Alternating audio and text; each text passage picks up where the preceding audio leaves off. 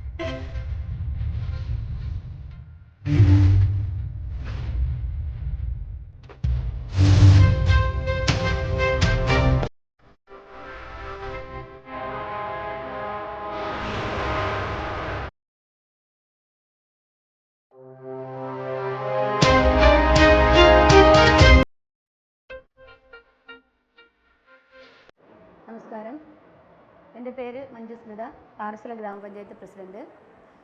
പാറശാല ഗ്രാമപഞ്ചായത്ത് കഴിഞ്ഞ മഴയെ തുടർന്ന് റെയിൽവേയുടെ മണ്ണിടിച്ചിലിൻ്റെ ഭാഗമായി പഞ്ചായത്ത് അപകടാവസ്ഥയിലായിരുന്നു. അതിനു പുറമെ റെയിൽവേയുടെ പാത ഇരട്ടിപ്പിക്കലിൻ്റെ ഭാഗമായും പഞ്ചായത്ത് ഓഫീസിൻ്റെ സ്ഥലം മാറ്റിക്കൊടുക്കേണ്ടതായിട്ടുണ്ടായിരുന്നു. അടിയന്തര സാഹചര്യത്തിൽ പാറശാല ഗ്രാമപഞ്ചായത്തിൻ്റെ തന്നെ പുത്തൻകട കല്യാണ മണ്ഡപത്തിന് താഴത്തെ ഒരു ഹോള് താൽക്കാലികമായി പഞ്ചായത്ത് ഓഫീസായി എടുക്കാൻ തീരുമാനിച്ചു.